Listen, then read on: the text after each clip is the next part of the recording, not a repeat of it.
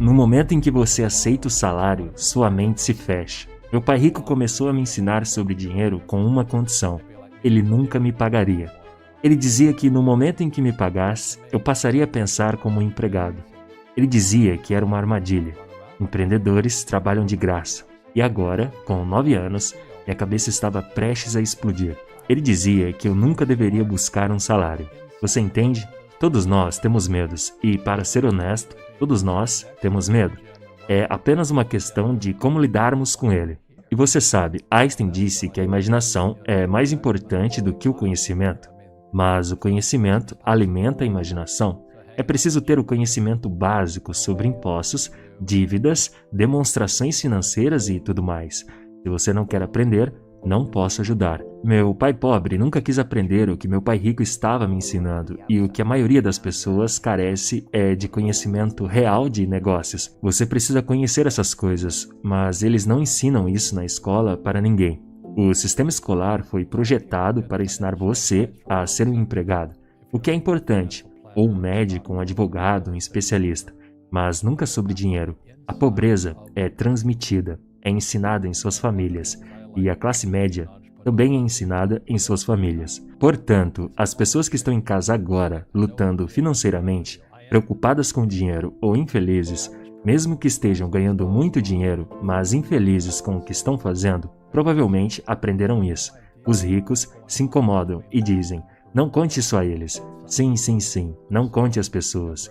Mas o que você sabe, eu guardo. Os pobres sempre estarão entre nós, porque isso começa aqui, nas palavras deles. Quando dizem, não posso pagar, ou não posso fazer isso, eles se tornam o que dizem. Eu encontrei muitas pessoas que dizem, não posso pagar.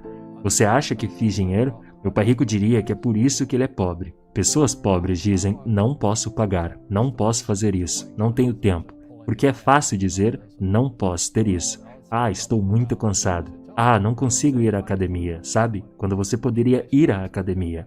Não, eu não consigo. A verdade é que eu sou preguiçoso demais para ir à academia. Mas a questão é que nos tornamos criaturas de nossos próprios hábitos e até quebrarmos o hábito, não mudamos.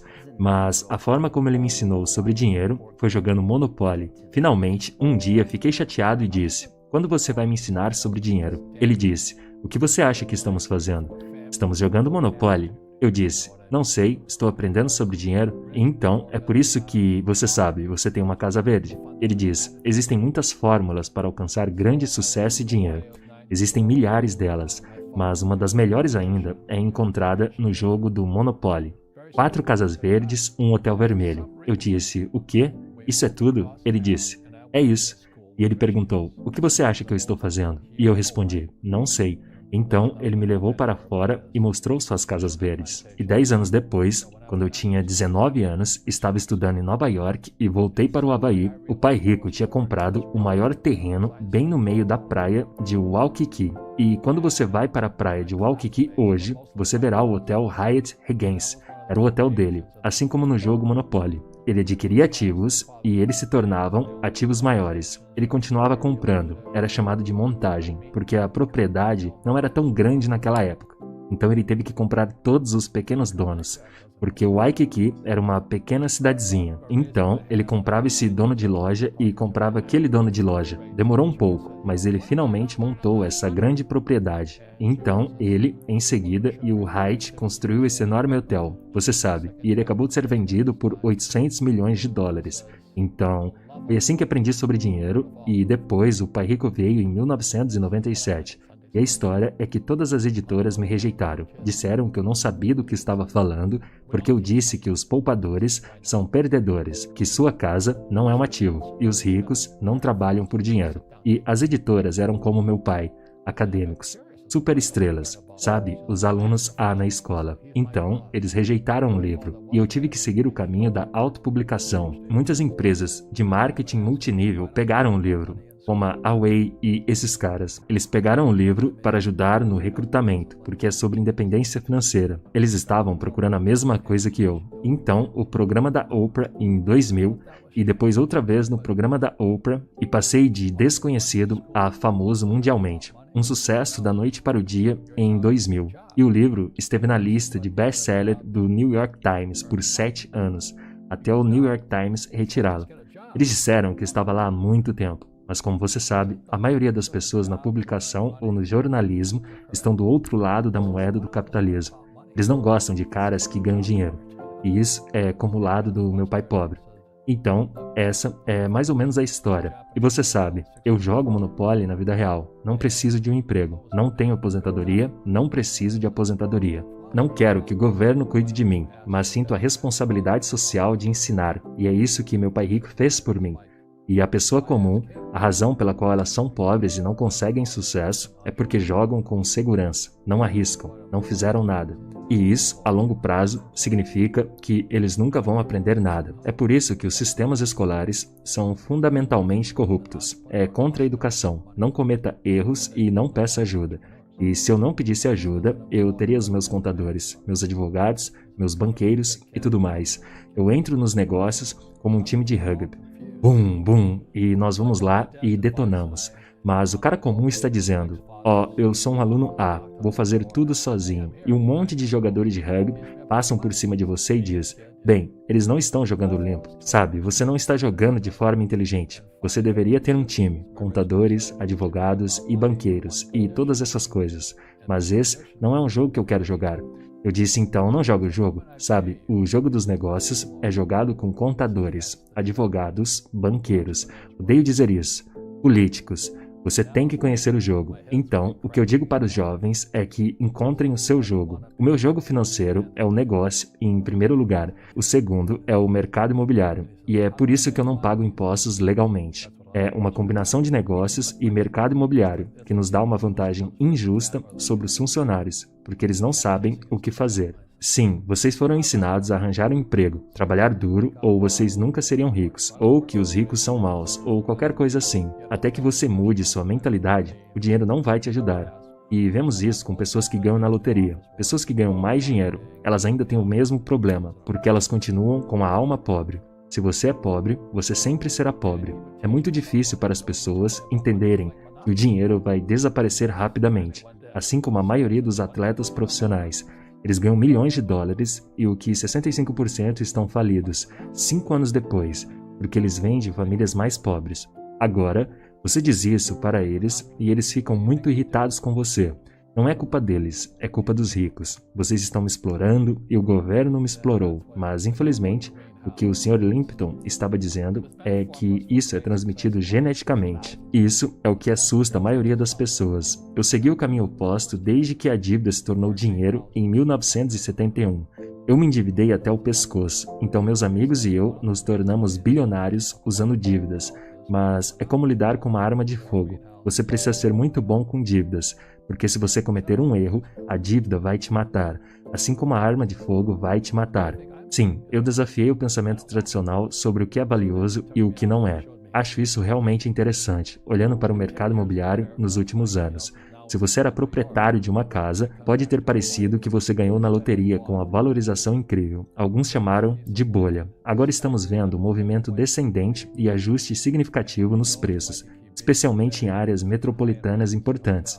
No entanto, com base nos princípios do fluxo de caixa, parece que os conceitos que você ensina sobre propriedades e fluxo de caixa são a prova de recessão ou a prova de mercado, porque a demanda por aluguéis aumentou. Agora, estamos vendo um movimento descendente e ajuste significativo nos preços, especialmente em áreas metropolitanas importantes. Bom, no entanto, com base nos princípios do fluxo de caixa, parece que os conceitos que você ensina sobre propriedades e fluxo de caixa são a prova de recessão ou a prova de mercado, porque a demanda por aluguéis aumentou. Quais são seus pensamentos gerais e talvez previsões de curto e longo prazo para o mercado imobiliário, considerando o que vimos nos últimos anos e agora pós-pandemia? O mercado imobiliário é regional, não é internacional. Você pode ter uma área aquecida, outra área ruim, enquanto as ações podem estar aquecidas ou não em todo o mundo. E aquele balão ali atrás está pendurado nesse balão de dívidas. É isso que está acontecendo com ele. Com o mercado imobiliário, você realmente precisa saber o que está acontecendo em sua área, mais do que qualquer outra coisa. Já me dei mal, perdi dinheiro, fiz algumas compras ruins, mas o mercado sempre se recuperou. Minha preocupação desta vez é que talvez ele não se recupere. Posso ficar preso, mas graças a Deus eu tenho muito Bitcoin, ouro e prata para cobrir meus erros. Mas se você está no que eu chamo de fuzileiros navais, e se você entrou no mercado imobiliário apenas porque todo mundo estava enriquecendo 2 anos atrás, você pode estar em uma situação bem ruim. E todos nós acabamos sendo pegos. O problema que tenho com acadêmicos e professores é que eles dizem para você não cometer erros. Mas como você aprende se não cometer erros?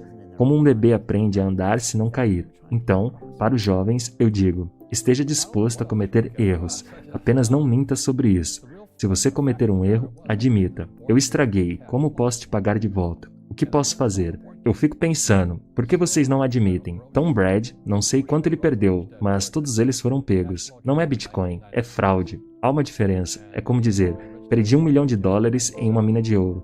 Mas foi culpa da mina de ouro ou você foi enganado? E para os jovens, eu digo apenas isso. Esteja disposto a dizer a verdade. Eu estraguei. Qual é o preço? Deixe-me pagar de volta. Eu já paguei por muitos erros. Acredito que estamos entrando em uma recessão agora. A questão é que em alguns dos meus outros livros, você sabe, eu reprovei na escola dominical também. Eu fui para uma boa escola, tive indicações para a academia naval. Quero dizer, não me dei bem na escola, reprovei, mas ainda me formei. Mas na escola dominical, uma das lições mais importantes que aprendi foi quando minha professora perguntou para a nossa turma de 7 anos de idade por que os reis magos eram sábios. Eu levantei a mão e disse, porque eles eram ricos.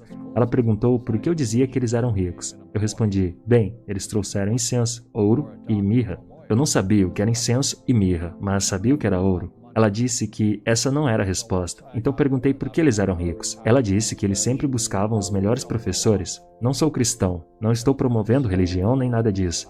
Mas a beleza do que você e eu estamos fazendo agora é que as pessoas que estão nos ouvindo têm acesso a alguns dos melhores professores do mundo. Quando você vai ao YouTube, ou você faz o que vocês fazem hoje em dia, você se pergunta se esse professor é real ou falso. E se você nos acompanhar no meu podcast, eu já briguei com quase todos os chamados gurus, especialmente do mercado imobiliário. Não vou mencionar seus nomes, mas por que não menciona?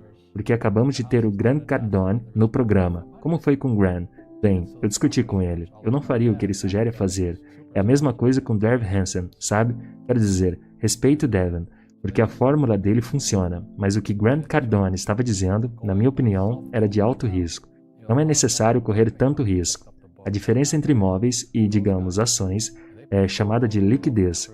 Se eu comprar um imóvel ruim, ele não é líquido. Não posso me livrar dele. Você sabe, ele vai me levar para o fundo, como o Titanic. Mas se eu comprar, digamos, ações da Tesla e não gostar, posso vendê-las naquela noite. Posso cortar minhas perdas rapidamente. A diferença entre imóveis e ações ou títulos é liquidez. Eu discuti com Grant, disse, Jesus, você sabe, alguém que faz o que você faz, se ficar preso nessa coisa que não é líquida e começar a cair, essa pessoa vai afundar com o Titanic. Não estou dizendo que estou certo, mas vou te dizer o que farei e o que não farei. E é isso que todos vocês jovens devem procurar em um professor. Alguém que diga o que eles estão fazendo. Não o que você deve fazer. Há uma grande diferença. Então, se você achar que eu deveria ter um plano de aposentadoria, encontre um professor que diga para você entrar em um plano de aposentadoria. Eu não tocaria nessa coisa. Eu prefiro ter outra coisa do que um plano de aposentadoria. Então, é por isso que eu te peço que você tenha cuidado com o que você ouve no YouTube. Você pode literalmente ter mentoria de qualquer pessoa que você queira nos dias de hoje. Qualquer pessoa, porque agora temos acesso que nunca tivemos antes. Falando sobre a indústria imobiliária em si, você sabe, para profissionais de vendas e corretores, eu realmente gostei da sua análise sobre a importância de saber vender. Você disse que vendas é igual a renda, e acho que as pessoas em qualquer setor de serviços terão que aprimorar suas habilidades de vendas, especialmente quando as coisas ficarem mais difíceis. E bem, se você vai ser um empreendedor, você tem que ser capaz de vender. Simples assim. Mas se você vai ser um bibliotecário, você não precisa desse conjunto de habilidades. Então, quando converso com jovens empreendedores, eu digo, olha, quando eu estava saindo do corpo de fuzileiros navais, meu pai queria que eu voasse para One Airlines. Graças a Deus, eu não fiz isso, sabe? Porque eu era um piloto de fuzileiros navais. Você não queria que eu pilotasse seu avião comercial. Então, perguntei ao meu pai rico, eu quero ser um empreendedor como você. E ele disse que eu precisava aprender a vender. E na minha família, a família do meu pobre pai, Vendedor era considerado escória. Você percebe isso na maioria das famílias acadêmicas. Então, meu pai rico me disse que eu tinha que aprender a vender. Eu tive que ir contra os valores da minha família. Minha mãe dizia: por que você não se torna um médico ou um advogado? Assim você não precisa vender. E eu respondia: bem, é verdade, mas eu quero ser um empreendedor. Não quero segurança no emprego e todas essas coisas. E foi por isso que meu pai rico prevaleceu. Então, esse é meu conselho final a você. Aprenda a vender. Sabendo disso, você chegará onde deseja. Lembrando que se você deseja fazer de 3 a 10 mil reais por mês, através da internet, sempre deixamos um e-book gratuito no primeiro comentário fixado. Corra e garanta já o seu, porque não sabemos até quando esse e-book ficará disponível de forma gratuita.